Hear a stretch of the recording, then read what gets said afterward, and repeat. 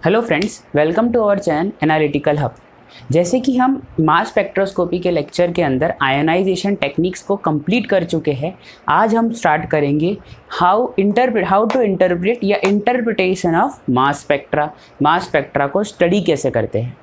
इस टॉपिक को स्टार्ट करने से पहले आप ये उतार लीजिए, एक टेबल उतार लीजिए। इस टेबल के अंदर मैंने ये बताया है कि आयोनाइजेशन मेथड्स जो है कितनी टाइप्स की है और उस मेथड से क्या आयंस मिलते हैं या कौन से आयंस फॉर्म होते हैं, ये देख लीजिए।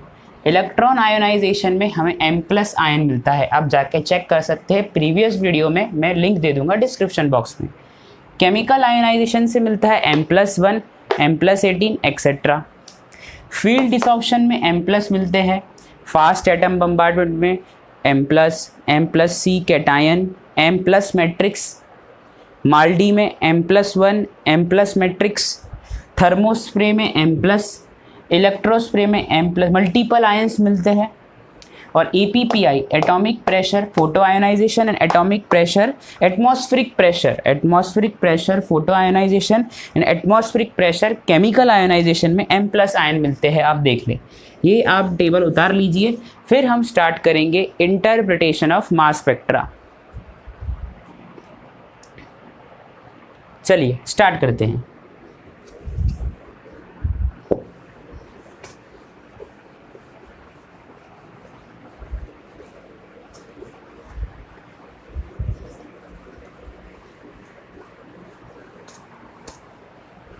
देखिए, मास स्पेक्ट्रा को स्टार्ट करने इंटरप्रिटेशन ऑफ मास स्पेक्ट्रा को स्टार्ट करने से पहले आप सभी जानते हैं कि मास स्पेक्ट्रोस्कोपी में या जो इंस्ट्रूमेंटेशन या जो वर्किंग प्रोसेस है उसको मैं साइड में लिख देता हूँ, वो किस तरह होती है वो भी आप जानते हैं। देखिए, सबसे पहले मैं लिख देता हूँ कि सबसे पहले होता क्या है मास स्पेक्ट्रोस्कोपी में।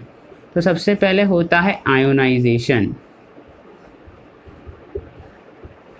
ठीक है। उसके बाद क्या होता है, देखिए, पहला आयोनाइजेशन होगा, उसके बाद होता है डिफ्लेक्शन, फिर होता है डिटेक्शन और फिर बनता है ग्राफ। ये चीज़ें बेसिक है, एकदम बेस है मास स्पेक्ट्रा ऑब्टेन होने के लिए। तो अगर मास स्पेक्ट्रा को ऑब्टेन होना है या किसी मॉलिक्यूल का मास स्पेक्ट्रा हमें पता करना है तो उस मॉलिक्यूल को इन प्रोसेस से होकर गुजरना पड़ता है, तभी उसका हमें ग्राफ मिलता है रिकॉर्डर पर। ये बात ठीक है। अब देखिए, हमने मास स्पेक्ट्रोस्कोपी जब पढ़ा तो हमने बहुत सारे आयंस की स्टडी की, जैसे molecular ion, fragmented ion, molecular ion पढ़े हमने आयंस, फिर हमने फ्रेगमेंटेड आयंस पढ़े,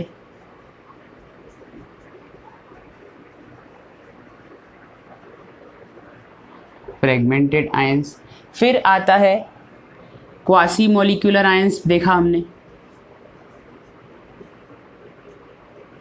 क्वासी मॉलिक्यूलर आयन।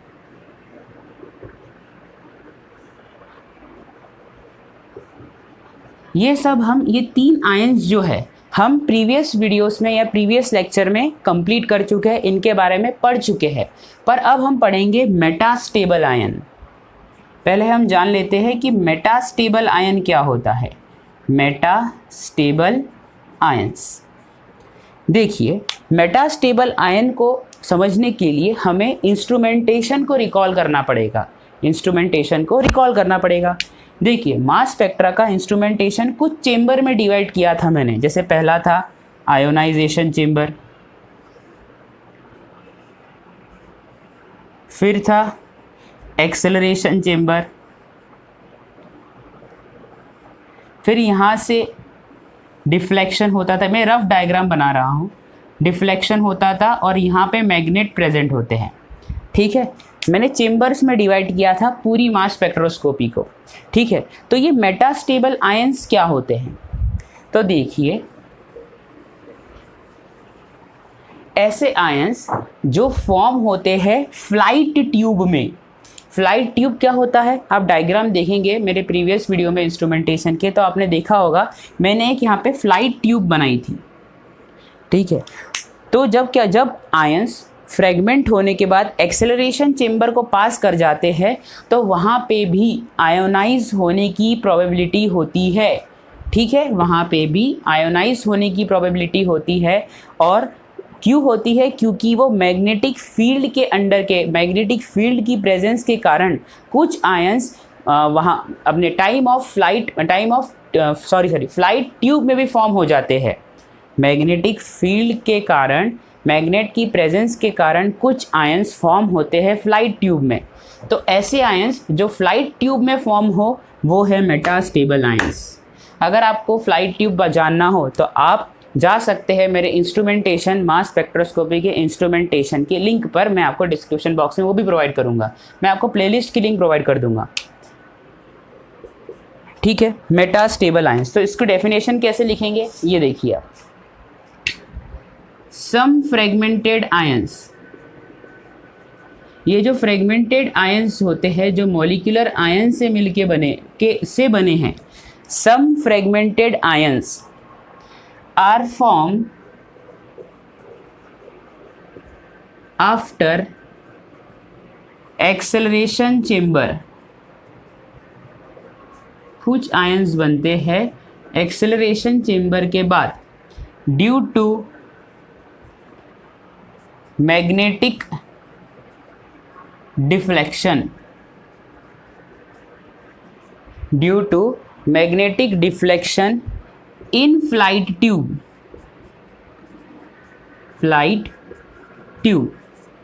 ठीक है, ऐसे आयंस जो एक्सेलरेशन चेंबर के बाद बन जाए, और कहाँ बन जाए? फ्लाइट ट्यूब में। किसकी वजह से बने? मैग्नेटिक डिफ्लेक्शन की वजह से बन जाए, तो उसे हम कहेंगे मेटास्टेबल आयंस। ये लिख लीजिए। ठीक है, अब ये जो मेटास्टेबल आयंस होता है वो लो मॉलिक्यूलर वेट का होता है और इनकी पीक ब्रॉड होती है। Metastable ions, low molecular weight and broad peak. ठीक है, तो ये रहा मेटास्टेबल आयंस की बातें लिखी गई हैं। अब मॉलिक्यूलर आयंस किस तरह फॉर्म होते हैं ये भी आप जानते हैं कि जब मैं एनालाइट के मॉलिक्यूल पर इलेक्ट्रॉन बीम ट्रांसफ़र करूँगा तो मॉलिक्यूलर आयन का फॉर्मेशन होगा। इसी मॉलिक्यूलर आयन से बनते हैं फ्रेगमेंटेड आयंस। वो क्यों बनते हैं? क्योंकि मॉलिक्यूलर आयन स्टेबल नहीं होते तो फ्रेगमेंटेड आयन बन सकते हैं, या इलेक्ट्रोड पोटेंशियल के कारण फ्रेगमेंटेड आयंस बन सकते हैं। ठीक है, आप ये नोट डाउन कर लीजिए, मैं फिर से बताता हूँ, ये नोट डाउन कर ही लिया होगा। आगे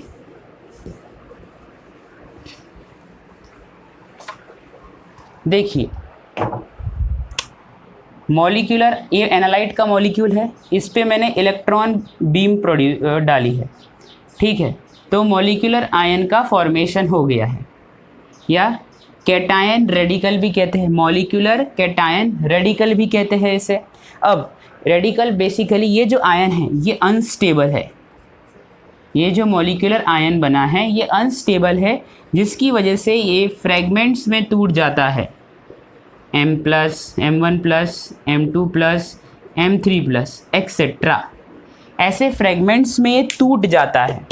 ठीक है, तो ये रहा मॉलिक्यूलर आयन, ये रहा फ्रेगमेंटेड आयन। ठीक है, इस तरह से फॉर्मेशन होता है फ्रेगमेंट आयन का और मॉलिक्यूलर आयन का। अगर आपको इसका डिटेल फिर से देखना हो तो आप इंस्ट्रूमेंटेशन में जाके देख लीजिए, मैंने डिटेल में बताया है कि ये किस तरह फॉर्म होते हैं। अब मॉलिक्यूलर आयन से फ्रेगमेंटेड आयन का बनना,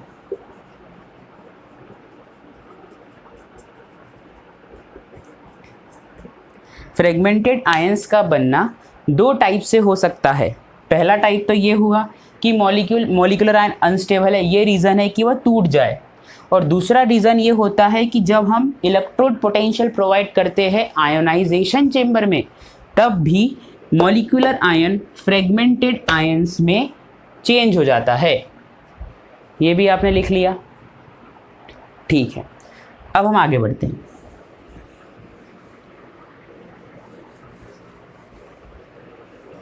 अब हम जानेंगे कि ये बेस पीक क्या होती है मास स्पेक्ट्रोमीटर में। बेस पीक, ठीक है। अब हम पढ़ेंगे बेस पीक। देखिए, ऐसी पीक जो इंटेंस हो और टॉलेस्ट हो। क्या होनी चाहिए बेस, कोई भी पीक बेस पीक कब कहलाएगी, जब वो इंटेंस हो और सेकंड टॉलेस्ट हो, बड़ी हो, ठीक है, तभी हम उसे बेस पीक कहेंगे। जैसे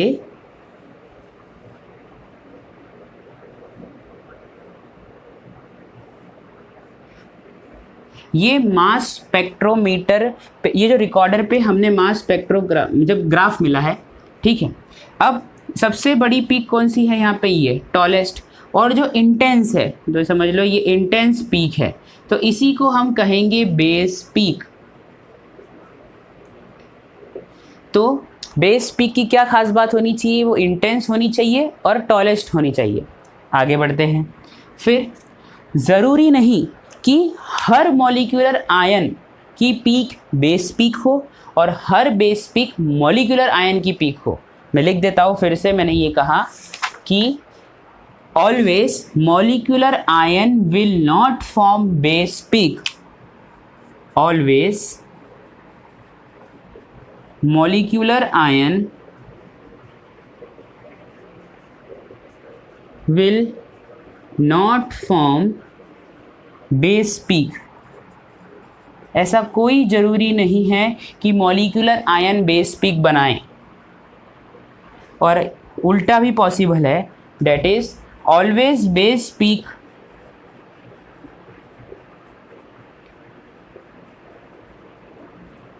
always base peak will not be molecular ion peak।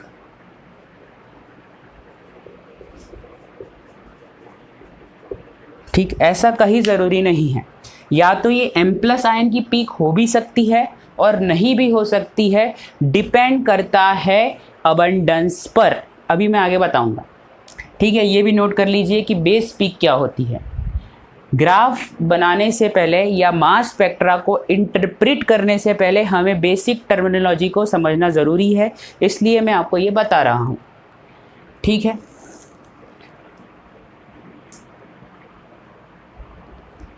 ठीक, अब हम पढ़ेंगे आइसोटोप पीक।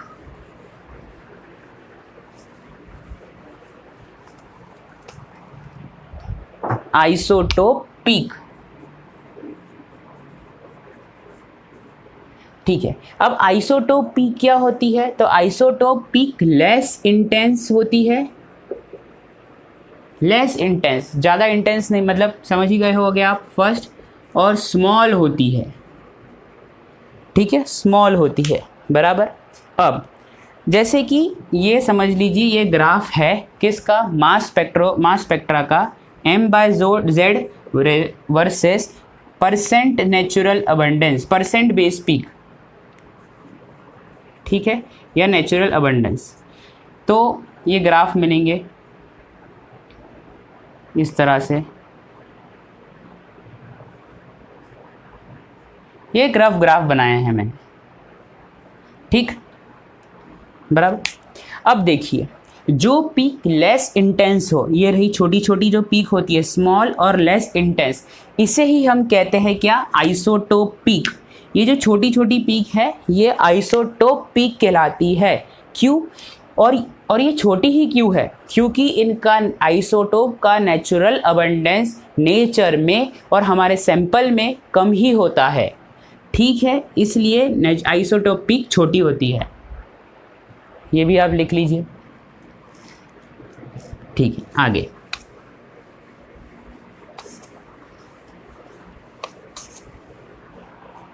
ओके। अब एक होती है मॉलिक्यूलर आयन पीक।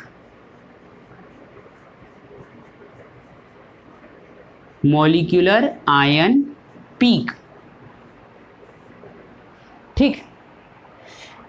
ऐसी पीक, जैसे मॉलिक्यूलर आयन पीक जो होती है, ठीक है, ऐसी पीक जिनका रिलेटिव अबंडेंस मतलब ये भी लंबी ही होगी। बेस मैंने कहा molecular ion peak base peak भी हो सकती है और नहीं भी हो सकती है, ये दोनों प्रोबेबिलिटी पॉसिबल है। तो ऐसी पीक जिनकी नेचुरल अबंडेंस 100% हो, जैसे हाइड्रोजन, नॉर्मल हाइड्रोजन का जो नेचुरल अबंडेंस है वो कितना है 99.95%, ठीक है।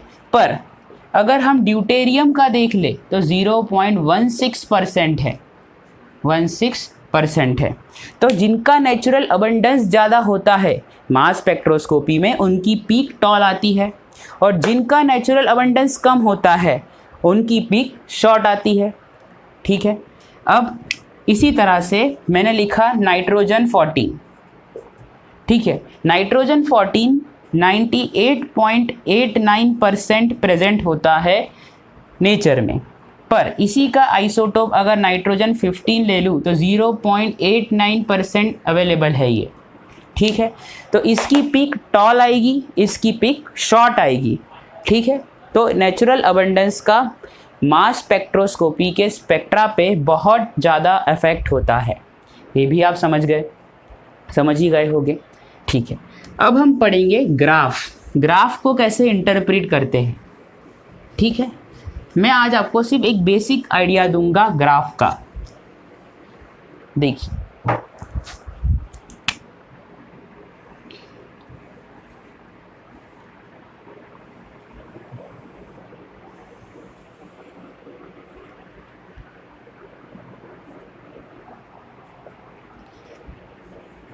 m/z वैल्यू, और यहाँ पे percent natural abundance,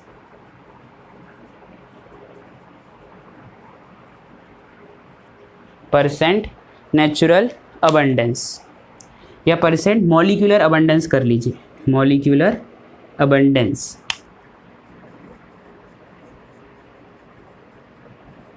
molecular abundance देखिए, मास स्पेक्ट्रा का ग्राफ दो चीज़ों के बीच में बनता है, m/z वैल्यू और परसेंट नेचुरल अबंडेंस। आपको स्पेलिंग क्लियर नहीं हो रही होगी इसलिए मैं बोल देता हूँ, ये परसेंट नेचुरल अबंडेंस लिखा है मैंने, ठीक है।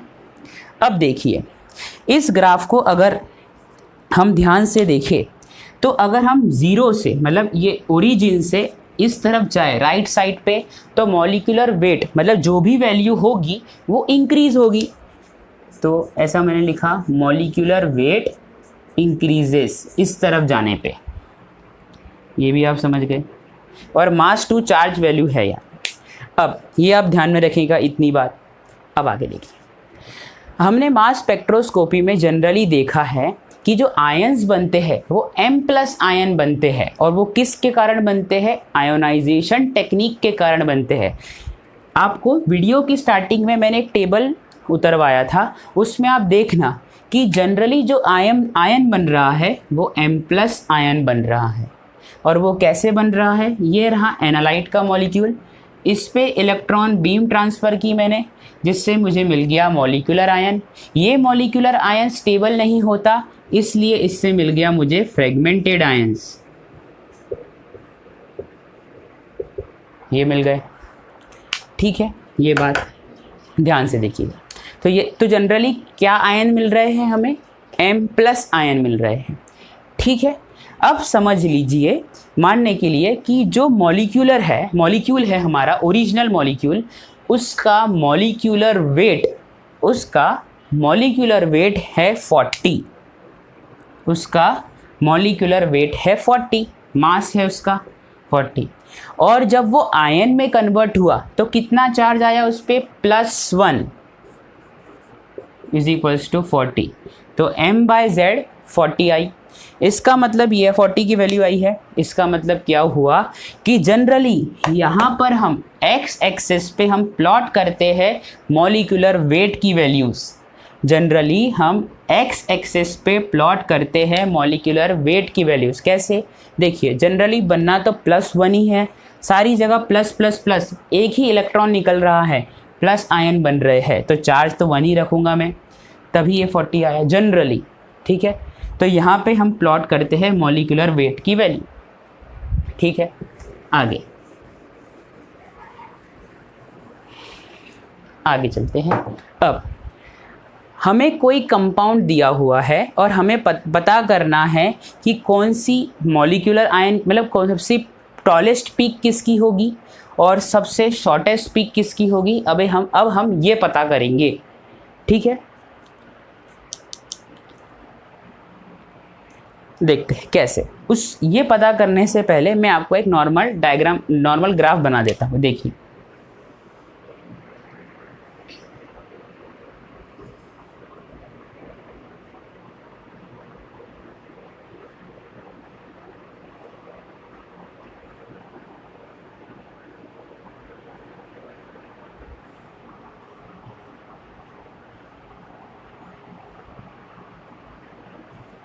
ठीक, ये देखिए। अब देखते हैं क्या, जैसे कि अब ये ग्राफ देख रहे हैं, इसके अंदर सबसे बड़ी हाइट किसकी है, तो इस वाले पीक की है, ठीक है। हाइट सबसे ज़्यादा है इसकी, ठीक। तो ये जो हाइट, अब मैंने कहा था कि ऐसी पीक जिसकी हाइट टॉलेस्ट होगी वो बेस पीक कहलाएगी, तो ये बेस पीक है।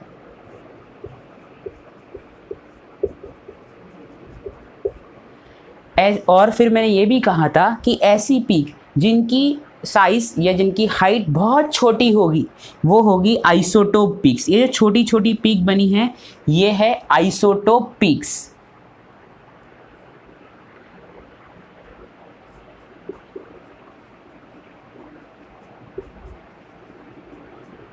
आइसोटोप पीक्स, ये भी आप नोट कर लीजिए,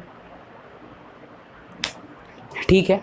अब एक और बात, हाइट ऑफ किसी भी पीक की हाइट ज़्यादा है तो इसका मतलब क्या हुआ, ठीक है। तो किसी भी पीक की हाइट अगर ज़्यादा है तो हम ये समझेंगे, इसका मतलब ये होता है कि वो जो मॉलिक्यूल है या वो जो स्पीशीज़ है वो हमारे सैंपल में उसकी अमाउंट बहुत ज़्यादा है और नेचर में भी उसकी अमाउंट बहुत ज़्यादा है, इसलिए उसकी हाइट सबसे बड़ी है, ठीक है। उसी तरह से आइसोटोप पीक छोटी इसलिए आती है क्योंकि उसकी प्रेजेंस हमारे मॉलिक्यूल के या सैंपल के अंदर बहुत कम है और नेचर में भी बहुत कम है, इसलिए वो आइसोटोप पीक छोटी आती है।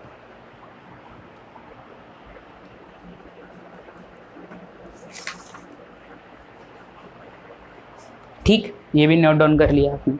अब आगे,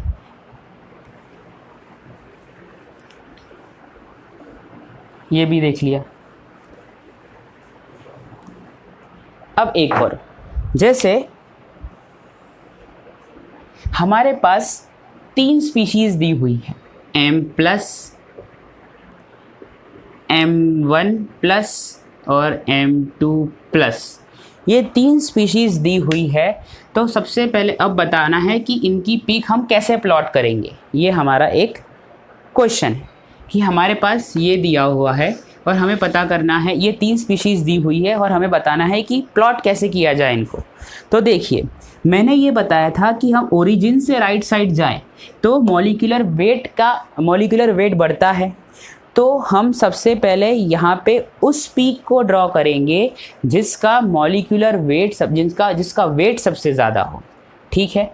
अब ये मैंने क्या कहा कि हम इधर सबसे राइट में उस पीक को ड्रॉ करेंगे जिसका मॉलिक्यूलर वेट ज़्यादा है।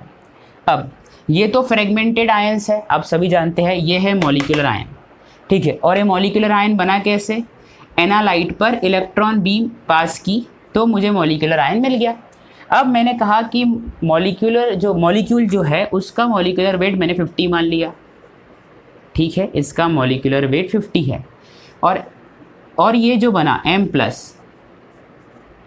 M+ जो बना, इसका इसका M/Z रेशो क्या होगा, तो 50/1, ठीक है, क्योंकि चार्ज तो एक ही है मतलब 50 ही आया, ठीक।